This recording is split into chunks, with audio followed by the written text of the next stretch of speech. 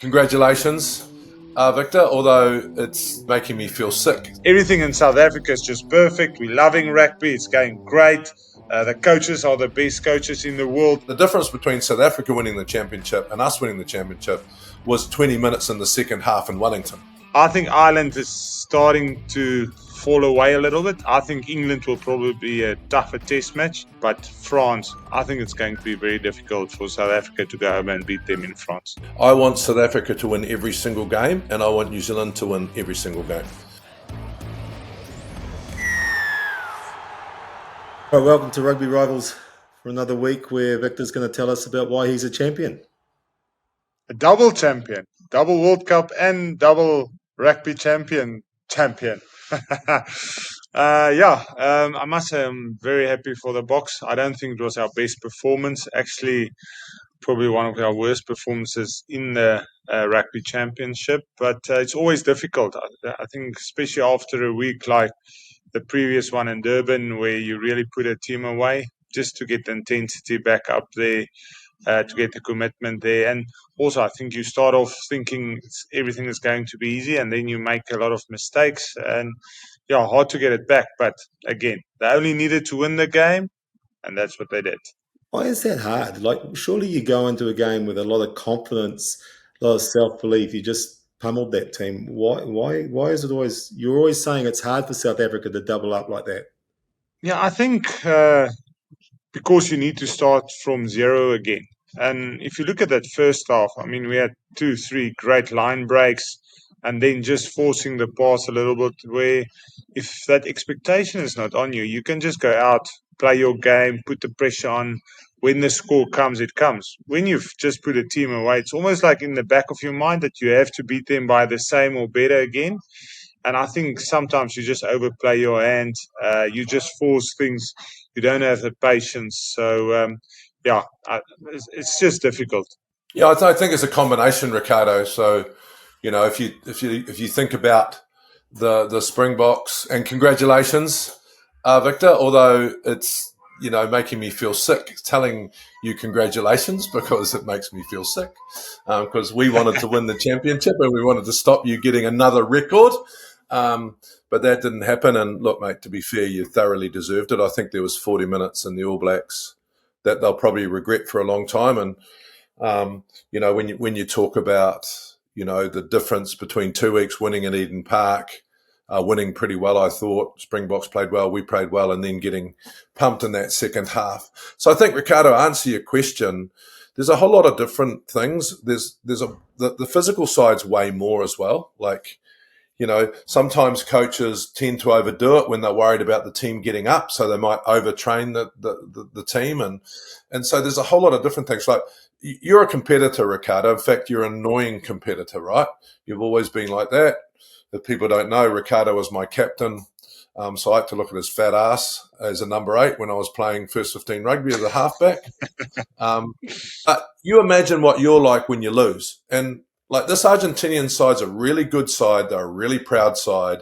Like Victor's mentioned this before. Some of their attack is absolutely amazing. Like, even in their loss at Twickenham, they did some amazing things on attack. So they're a proud nation. So you imagine when New Zealand or South Africa lose. The following week, we're going to be up and we're going to be really annoyed, and so we're going to perform. And I thought the Argentinians had performed right across this championship, and they're not a team to take lightly. So they would have come off they would have been disappointed with their loss, in South Africa, and they go to London and they wanted to prove a point. Again, South Africa were probably 2-3% off. I've talked to a lot of people about the All Black performance, and everyone's talking about, it's this and it's that. But it also could be physical. When you come off Eden Park, there's a massive mental drain. You might overtrain. There's a whole lot of different scenarios that go on. And I think at this level, the difference is like 2-3%. Like, the difference between South Africa winning the championship and us winning the championship was 20 minutes in the second half in Wellington, right? And a couple of moments. And those moments change the game at this level. So for me, retrospective, it's just been a great championship. It's been a great competition. I think Argentina have been outstanding. I think Australia are a way better side. South Africa and New Zealand have been put to the pump and that's how you want the championship to be. And long may it live. Long may it live. And long may we bring on the Northern Tour, because now what we've got to do is go over and prove to the Northern Hemisphere that we are still the best competition in the world. Oh, yeah, Ricardo. And the thing that people don't remember is there's two teams on the field. We're definitely not 30 points better than New Zealand. So to go out next week and play against them, the chance of beating them by 30 won't happen. I think it's just in the game where there's one or two moments, you take those opportunity, and in a game, someone can just fall away or they're there. Same thing against Argentina. I don't think we're a team that will beat them every week by 30, 40 points. It's just on the day we were good, they weren't as good, they made mistakes. Then they go into a next game, probably don't believe they can win, so they actually just want to keep the score low. And then it's much harder to put that big score on a team. So there's always two teams on the field. And like JK is saying, I think these four teams are really close to each other, and it was a fantastic rugby championship. And actually, before last week, we were talking about the expectation of New Zealand fans. Everything in South Africa is just perfect. We're loving rugby. It's going great. The coaches are the best coaches in the world. The players, we've got depth. If you look at New Zealand, they also got 19 points, same as us in the Rugby Championship, and they're worried. Is it the right coach? Do they have the right players? So, yeah, I just think expectations in New Zealand is so much higher than anywhere else in the world. I think with this team, we're getting there with the Springboks as well. And, I think it was a fantastic Rugby Championship. It's great that Argentina is performing. It's great that Australia is back. And, it's actually a pity there won't be a Rugby Championship next year. Do you think, JK, did the All Blacks meet your expectations against Australia? Yeah, we beat them twice, and we kept the Bledisloe Cup, and we kept the Eden Park alive. So, yeah, of course. Well, those are results of their performance. But I wanted to beat South Africa. Well, you didn't. He doesn't want to talk about it. I think that was one of the best performances of the All Blacks, especially that second half. I thought Australia probably had them a bit under wraps in the first half, and I thought Australia could have led going into halftime. But I really enjoyed what I saw of the All Blacks in that second half. They played a clever game. They kept Australia out of the game. I love those little kicks in behind, on the front foot, running onto the ball. So I thought the second half of the All Blacks was really good for me. If I can just get back to the conversation, I think I'll start with yours, Victor, and then I'll go back to your question, Ricardo, because New Zealanders naturally question everything when we lose. So the reason why we're a little bit concerned is we're a little bit concerned about, and this is a whole bunch of ex-rugby guys getting to get Victor, right? So and then people stopping me in the airport. So when our schoolboy side gets bashed up by Aussie, when our under-20s lose the World Cup to South Africa, we start saying, what is our, yeah, thank you for throwing that in, Ricardo. Victor, thank you. It's very, very good. You just throw those little bombs in. But I ask questions, okay, because we want to win everything. And I'm okay with that. So when we lose that schoolboy game, we've lost the under-20s over the summer, and our team is probably not performing how the country want, I think it's right that we question, what is our high performance doing?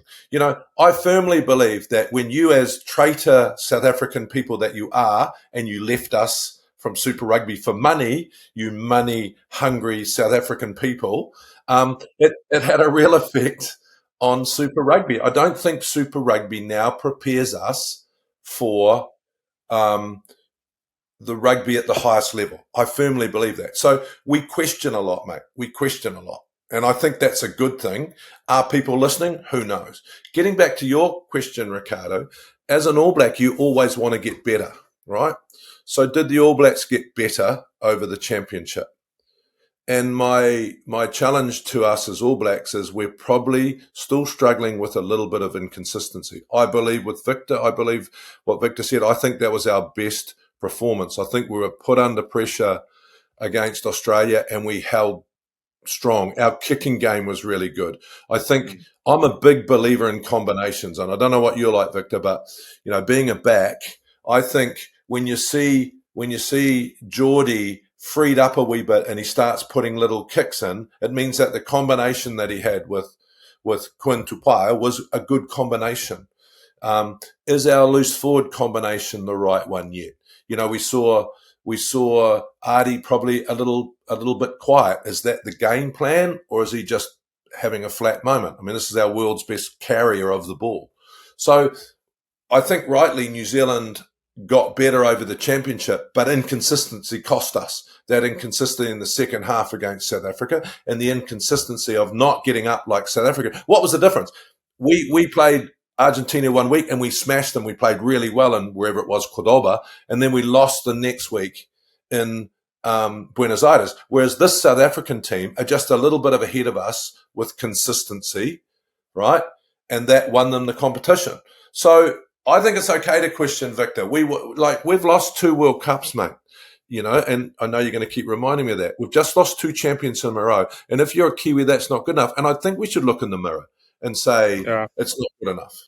I just think the time of New Zealand being the number 1 team in the world, dominating, having 85+%, it's going to be hard to stay at that level. I think because everyone is just closer. I think if you look at the 4 top teams, South Africa, New Zealand, I'll say Ireland and France, I think when they play each other 10 times, it will be very close to 50-50 beating each other. It won't be like in the old days where New Zealand win 90% and the other guys fight to win 1 or 2. And I've got no problem with that, mate. And I think that's a good thing for rugby. Like, we need the World Cup of rugby to get better and better, like the World Cup of soccer. I mean, it's Italy, who I'm passionate about, can't even qualify for the World Cup, the last soccer World Cups, right? So I agree with you. I understand what you're saying, but I still think that as Kiwis, we question. So for me, the All Blacks in this moment, travelling well. I really enjoyed that we've got some young players coming in. We changed the football team on the weekend, Victor, which is we haven't done, right? That's the first. Well done. Yeah, we put Quinn in. You know, we changed a few of the players, some of them through injuries, and so I think that's a really good thing. I think for us, I'm not questioning the All Blacks. I'm questioning, is our high performance and are our competitions preparing our team to have a winning percentage as high as it should be? So what seems to come through is that South Africans are eternally optimistic and New Zealanders are eternally pessimistic. So that's good. So we've established that. We're a miserable race. We're not happy with everything. And South Africa just celebrates everything. Rick, just wait. I mean, after the 1 loss against Australia at Ellis Park, it was chaos in South Africa as well. If we lost another one in Cape Town, it was like, will they fire Rassie? I mean, after he's won 2 World Cups. So I think both nations, the expectation is very high, but I think the expectation with New Zealand is just a little bit higher than what we've got in South Africa. We're both I the just same. think whenever you go to South Africa, they always ask you the question, what do you think of our beautiful country? Like, you know, you just can't answer that with anything other than, oh, it's beautiful. And I think that's the beautiful thing about South Africans. We'll start with you, Victor. Who were the 2 players in the Rugby Championship that impressed you the most? I think firstly, I'm not going to call a South African.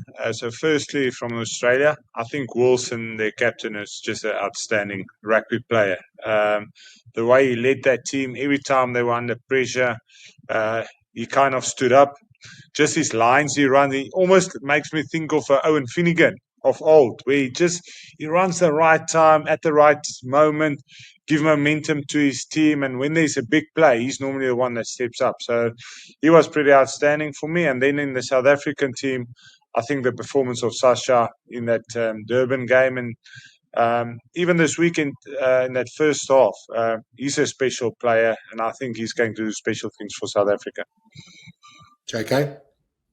Will Skelton, I thought, was unbelievable. I wasn't happy that he left the field because I'd never liked seeing a player leave the field.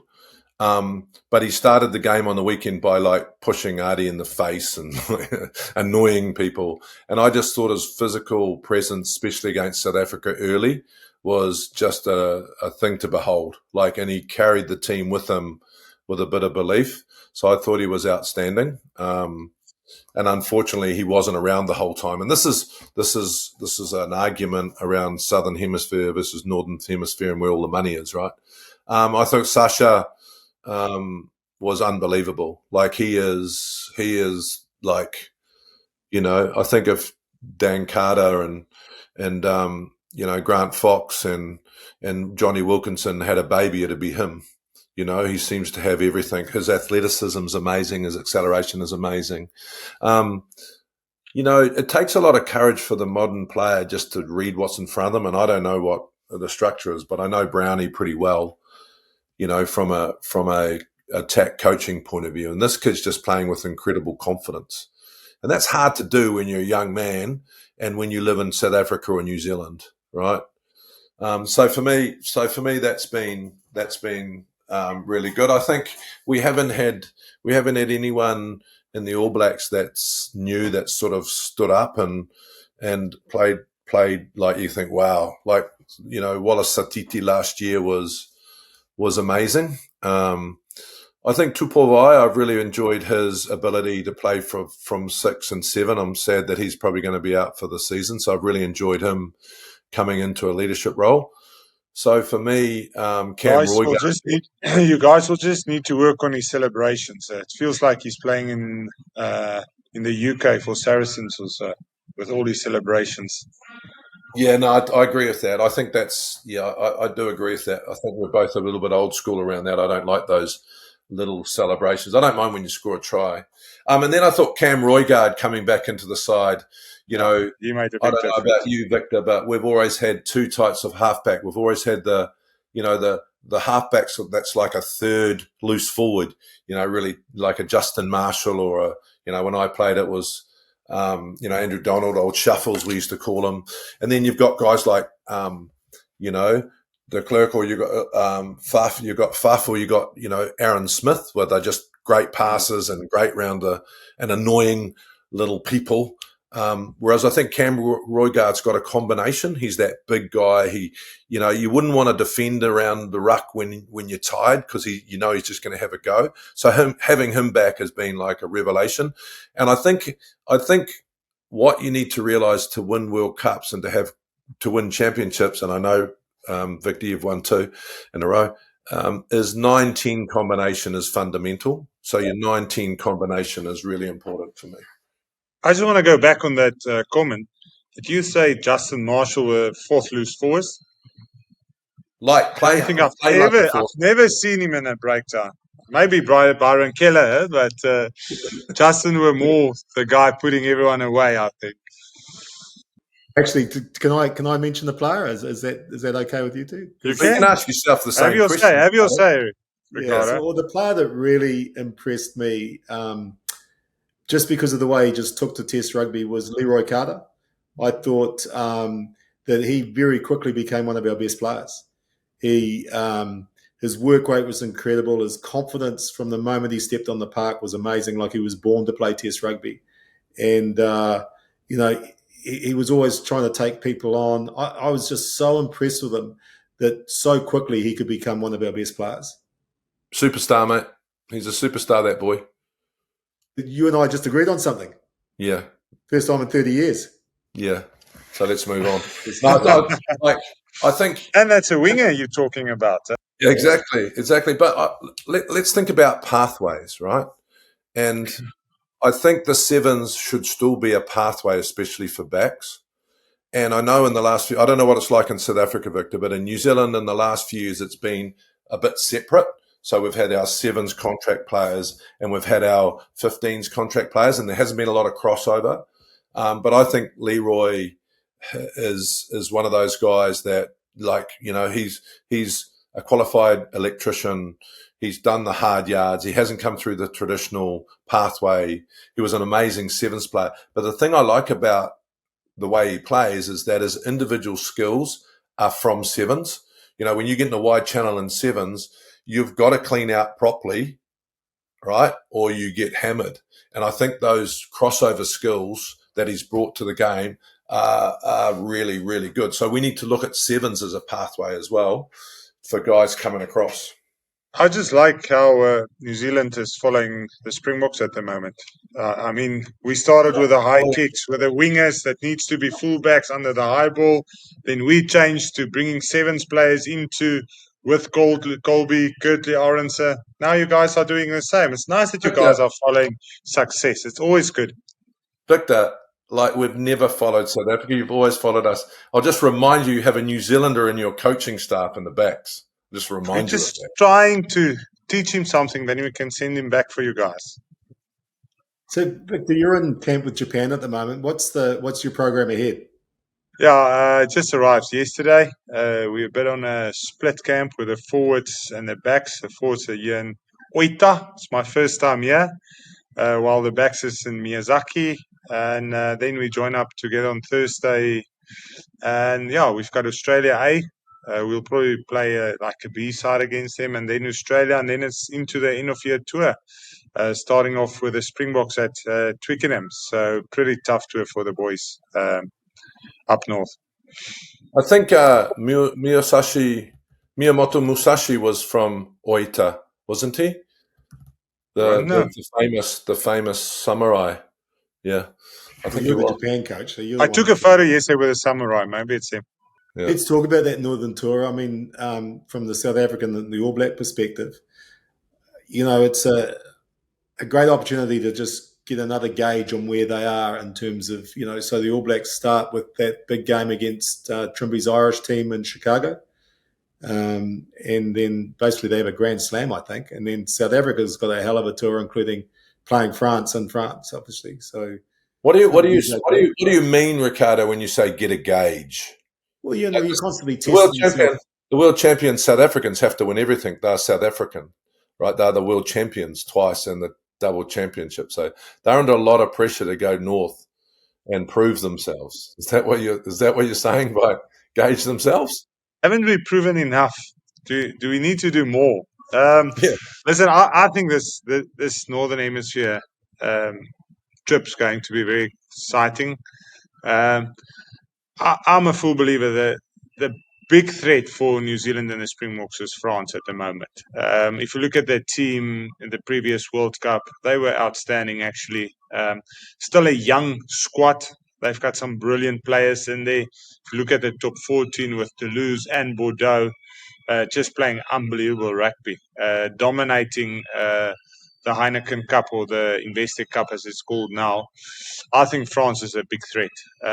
I think, and it's a pity Trimby is not here, I think Ireland is starting to fall away a little bit. I think England will probably be a tougher test match at the end of the year. But France, I think it's going to be very difficult for South Africa to go over and beat them in France.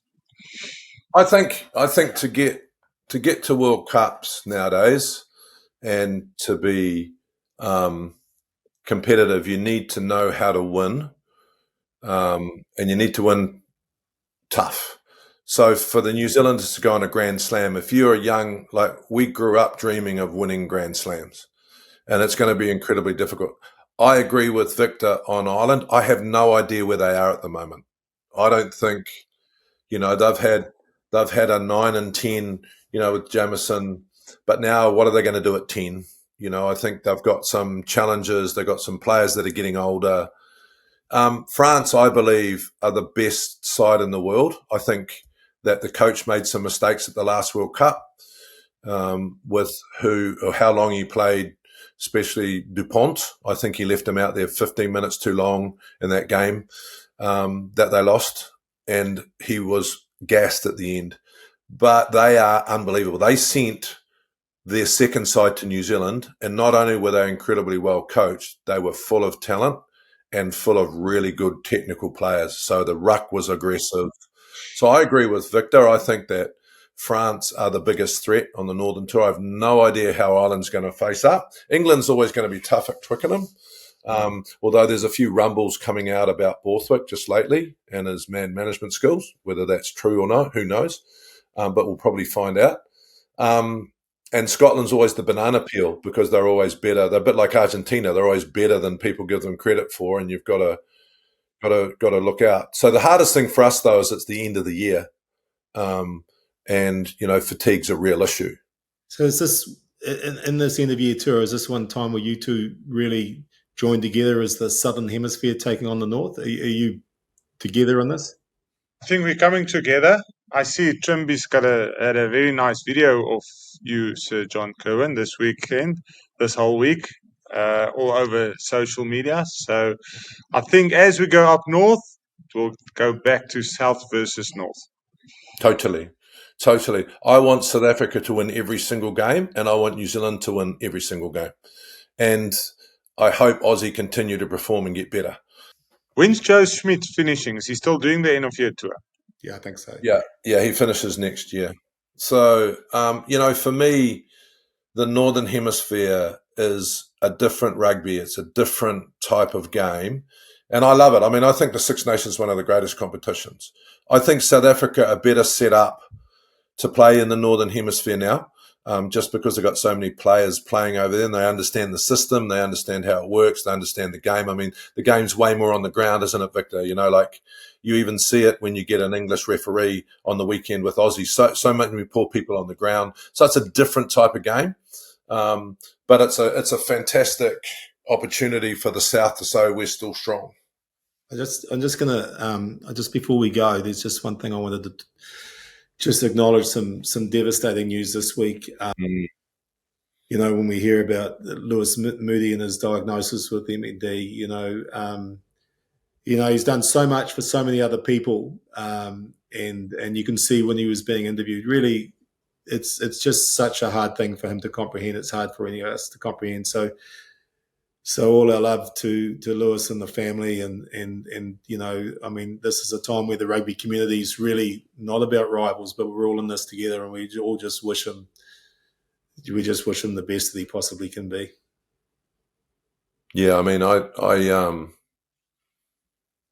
can't imagine what him and his family are going through, and the courage that he showed as a rugby player, and the courage that he's shown post to just to give to so many other people. Like what he walked across the Sahara Desert, he's been raising money for brain cancer.